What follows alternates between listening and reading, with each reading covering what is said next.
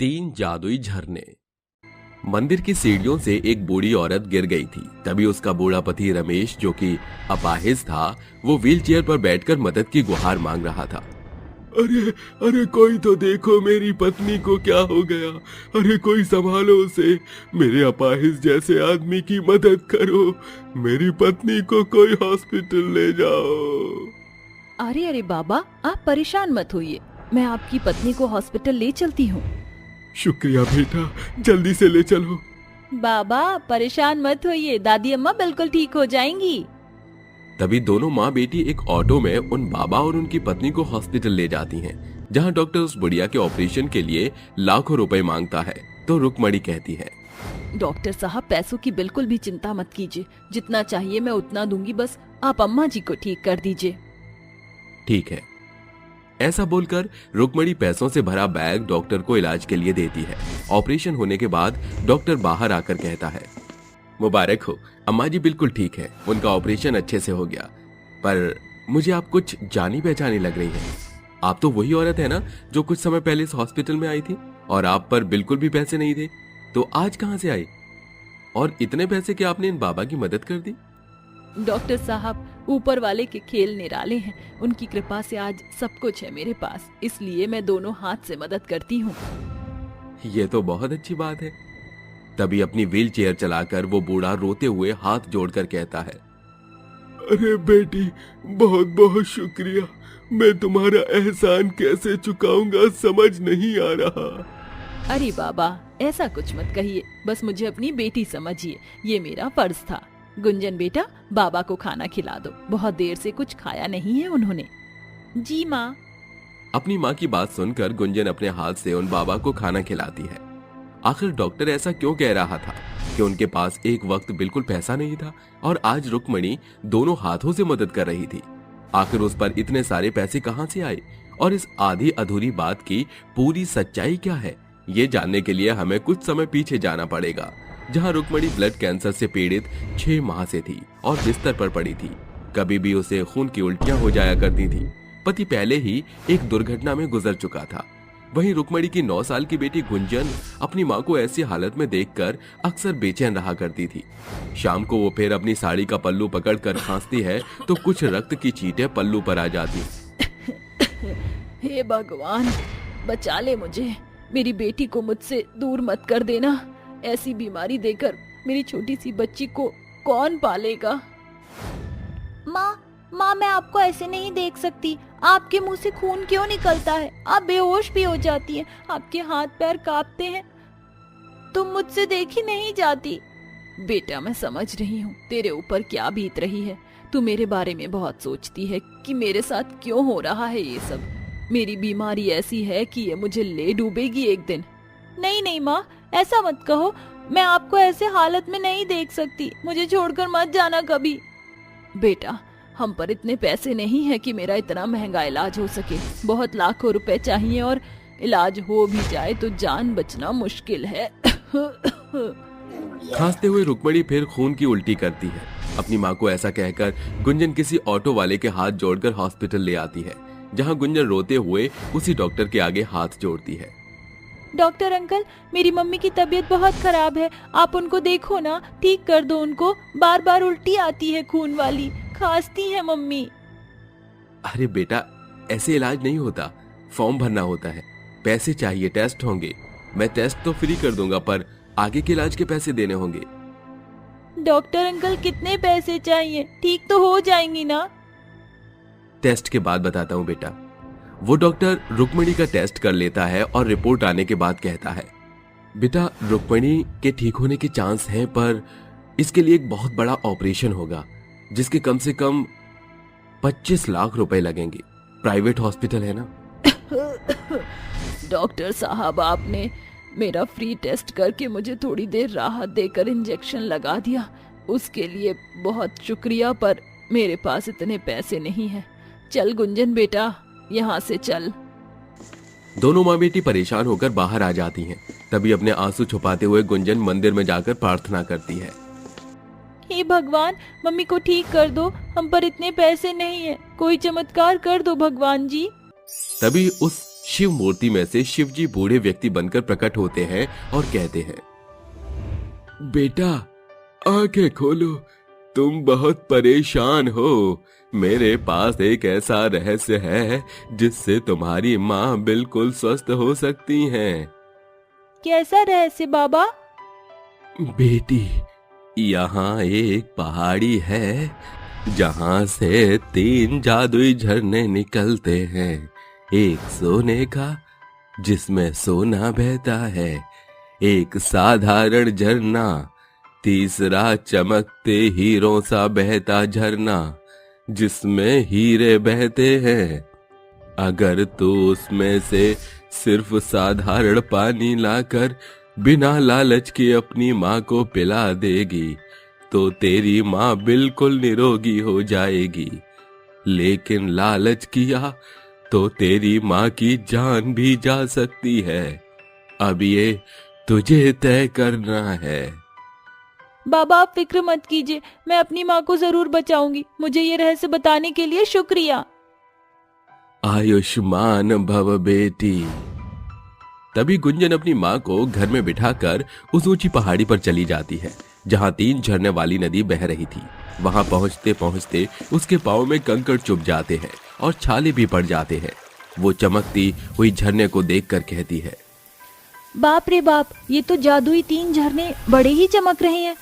अगर इनमें से मैं सोना या हीरा ले लूं तो उससे मेरी माँ की परेशानियां दूर हो जाएंगी और ये देखकर डॉक्टर इलाज भी कर देगा। हाँ, सोना लेना ठीक है।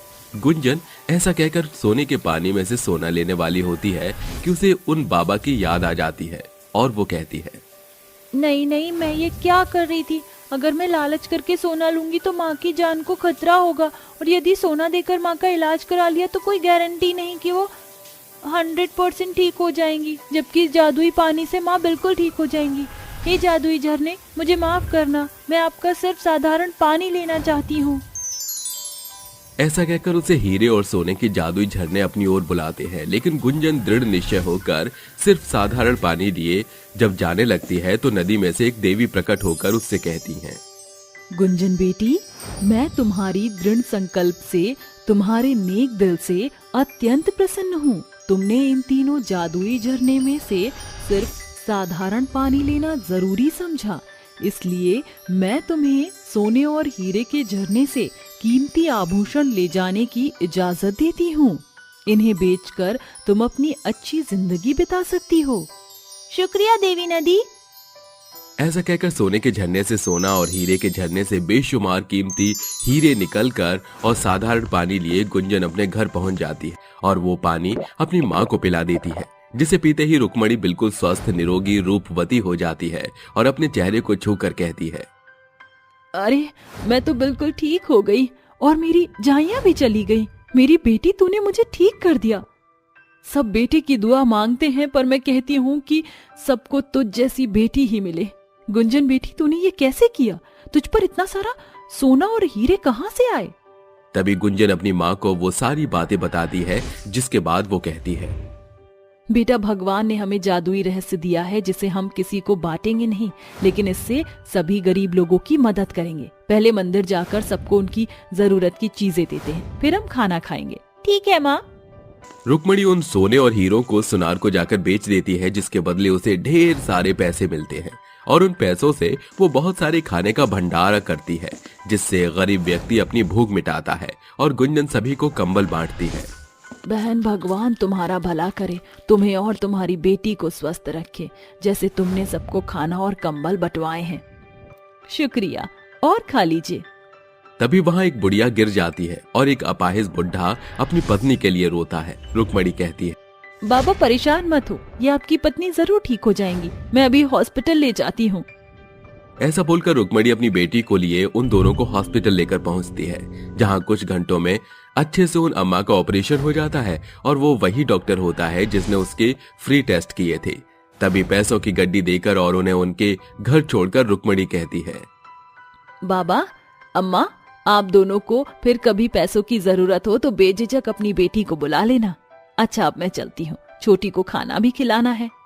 ठीक है बेटा, तभी रुक्मणी अपनी बेटी को खाना खिलाने रेस्टोरेंट में ले जाती है, उसे नए कपड़े दिलाती है और ऐसे ही उन जादुई झरने के इस्तेमाल से वो सड़क किनारे बैठे गरीब बेसहारा लोगों की वो दोनों माँ बेटी निस्वार्थ मदद करती हैं। 3 जादुई फ्रिज।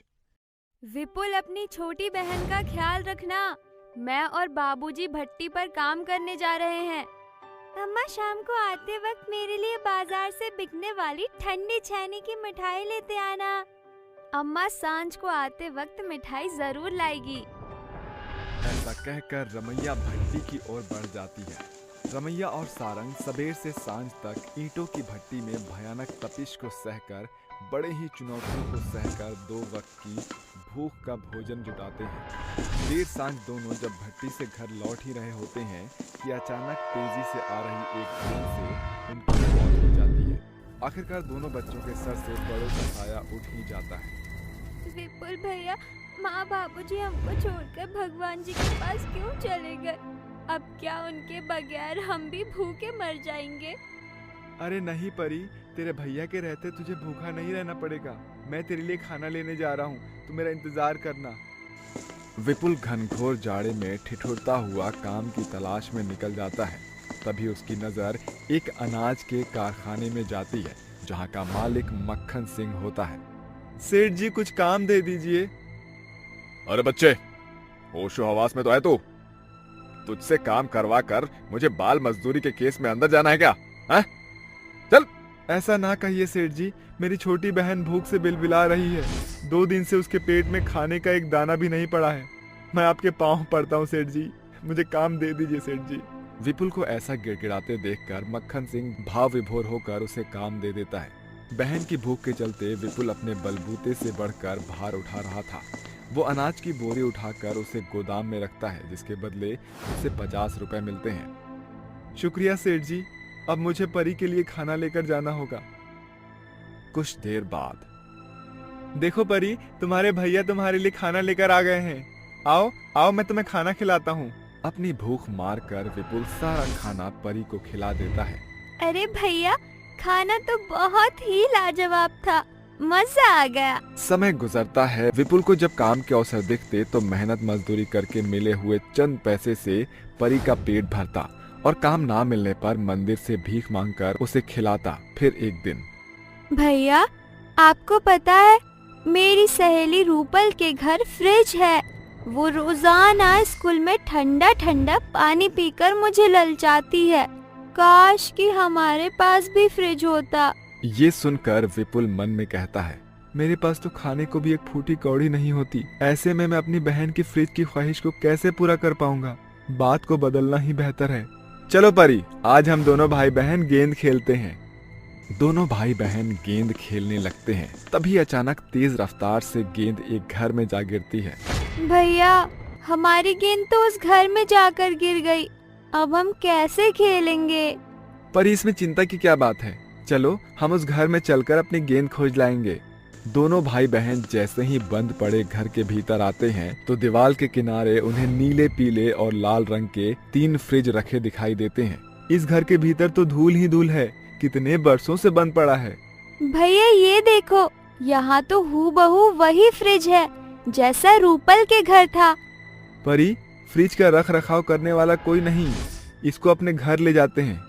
इस तरह दोनों भाई बहन एक दूसरे की मदद से तीनों फ्रिज को अपने घर ले आते हैं। चलो परी, अब हम दोनों मिलकर इन तीनों फ्रिज को साफ करते हैं। हाँ भैया, ठीक है। दोनों भाई बहन के बलबूते तीनों फ्रिज एकदम चकाचक हो जाते हैं और परी आटे की रोटी बनाती है और दोनों भाई बहन खाना शुरू करते हैं। भैया, मेरा पेट भर गया, अब ये रोटी आप खा लीजिए। परी, मेरा पेट भी पूरी तरीके से टंच हो गया है। तो फिर इस बचे खुचे खाने को बर्बाद करने से बेहतर इसे फ्रिज में रख देते हैं। परी बची खुची रोटियों को पीले रंग की फ्रिज में रख देती है, जिसके बाद दोनों भाई बहन सो जाते हैं। सूरज की लालिमा सर चढ़ आने पर दोनों भाई बहन जाग कर काम काज करते हैं। आज तो मुझे बड़ी सवेरे सवेरे ही भूख का एहसास हो रहा है। एक काम करती हूँ, फ्रिज में रखी रोटियाँ खा लेती हूँ।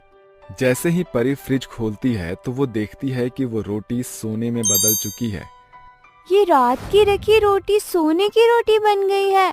कहीं ये जादुई फ्रिज तो नहीं? अचानक पीले रंग के फ्रिज से एक आवाज बाहर आती है। तुमने एकदम सही पहचाना परी, हम तीनों जादुई फ्रिज हैं।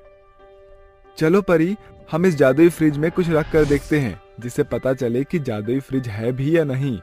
विपुल नीले रंग के फ्रिज में सब्जी से भरी टोकरी और परी लाल रंग के फ्रिज में साधारण रोटी रखकर जब कुछ देर बाद उसे दोबारा खोलते हैं तो फ्रिज की हरी सब्जी हीरे में और परी की रखी हुई रोटी पैसे में बदल जाती है।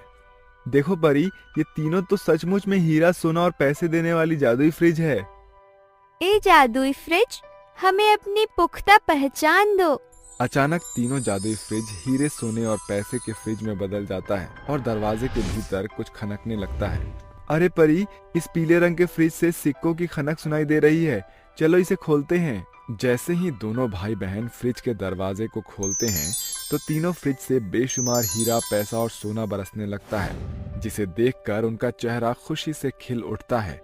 ये तो कमाल हो गया, इतने सारे सोने के सिक्के, हीरे और पैसे एक साथ, ऐसा भी होगा मैंने कभी नहीं सोचा था।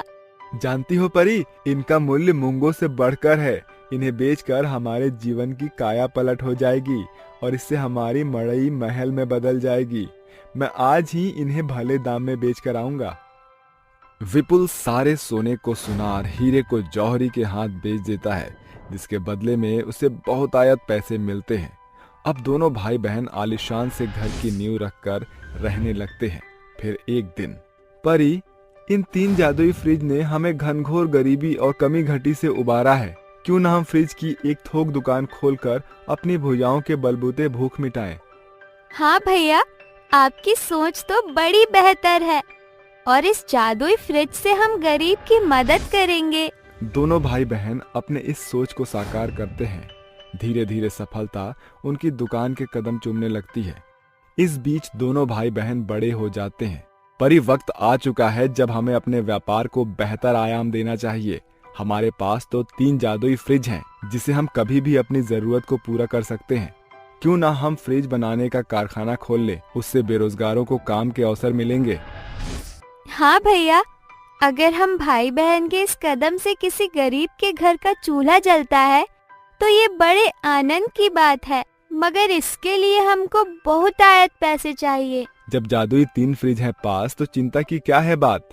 हमारे जादुई फ्रिज हमारी मदद करो ताकि हम गरीबों और लाचार लोगों तक तुम्हारा लाभ पहुंचाएं। तीनों जादुई फ्रिज एक साथ चमक उठते हैं, जिसके बाद उनके बंद दरवाजों से तेज ध्वनि फूट पड़ती है। जैसे ही दोनों भाई बहन दरवाजा खोलते हैं, फ्रिज के दरार पैसे, सोने, हीरे से भरपूर होते हैं। हमारी मदद के लिए बढ़ चढ़कर हाथ बढ़ाने के लिए तुम तीनों जादुई फ्रिज का तहे दिल से शुक्रिया। अब इन 3 जादुई फ्रिज की मदद से हम फ्रिज बनाने का बड़ा कारखाना खोलकर बेरोजगारी को खत्म करेंगे। इस तरह 3 जादुई फ्रिज होने के बावजूद दोनों भाई बहन केवल ज्यादा जरूरत पड़ने पर ही उसका इस्तेमाल करते। आज जादुई 3 फ्रिज की बदौलत वो दोनों ना सिर्फ गरीबी के दलदल से बाहर उबर आए, बल्कि साथ ही कितने गरीब परिवार का गढ़ बनकर उनकी मदद करते हुए उन्हें ये सिखला रहे हैं कि परिश्रम ही सफलता की कुंजी है।